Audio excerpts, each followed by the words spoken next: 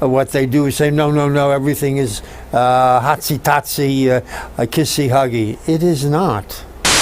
The president, when he invited the Prime Minister of Israel, Netanyahu, to the White House, was extremely rude to him.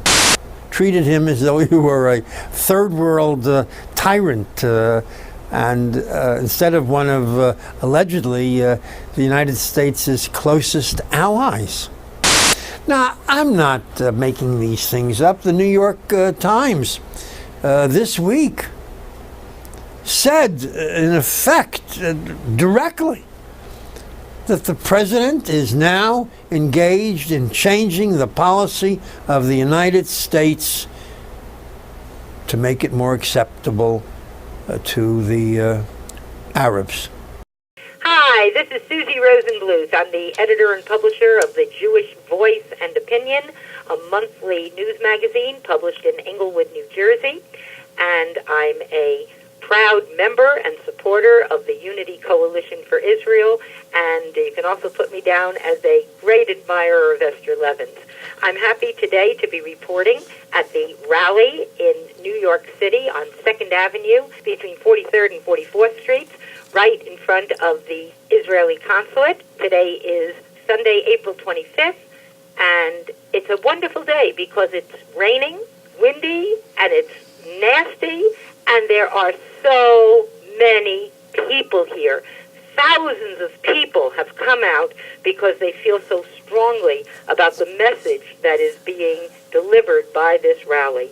The message that they're trying to get across is that they want to give strength to Prime Minister Benjamin Netanyahu, to all Israelis, to hold strong, because despite the pressure and, quite frankly, insultingly obnoxious behavior that has been exhibited towards the Israelis in the person of their Prime Minister, the American people feel so strongly pro-Israel. And this is something that should never be forgotten by the Israelis. One of our problems, we have got to make sure that our pro-Israel leaders in Congress speak up. The Jewish contingent in Congress, we have a lot of Democrats in Congress, in the Senate, and we have not heard a word from them. Their silence has been, as so many speakers here today have said, deafening.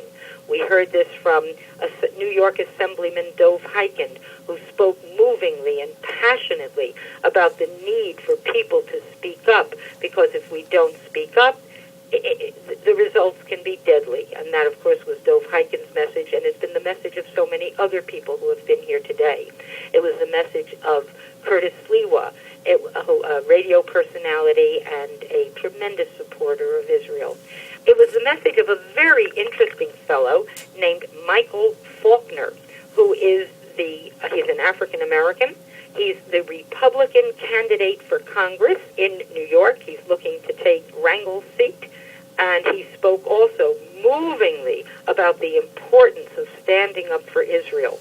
It seems absolutely clear that if Mr. Faulkner is successful, there will be no better friend for Israel. He has a very interesting website, which is at faulknerforcongress.com. I suggest people take a look at it because it's fascinating. Another important person who was at the rally was a fellow named Louis Pons. He is the head of a Cuban-American National Friendship Foundation.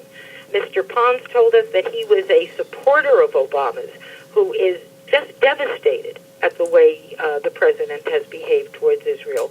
Mr. Pons' position was that he believes very definitely that Mr. Obama can be convinced to change his policies. He said Obama must change, because without Israel, Mr. Pons said, without Israel, who is going to be the president's ally and friend in the Middle East? And it was just mystifying to him that this has not already occurred to the president. It was a fabulous rally. It's been exciting.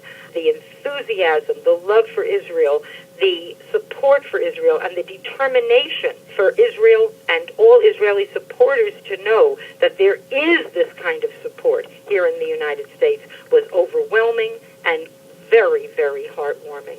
I think we can say that the people there want to let everybody know that Americans are in favor of a safe and secure Israel, and that certainly is the reason that I've been there, and also one of the reasons why we all support the Unity Coalition for Israel so much. This is Susi Rosenbluth of the Jewish Voice and Opinion.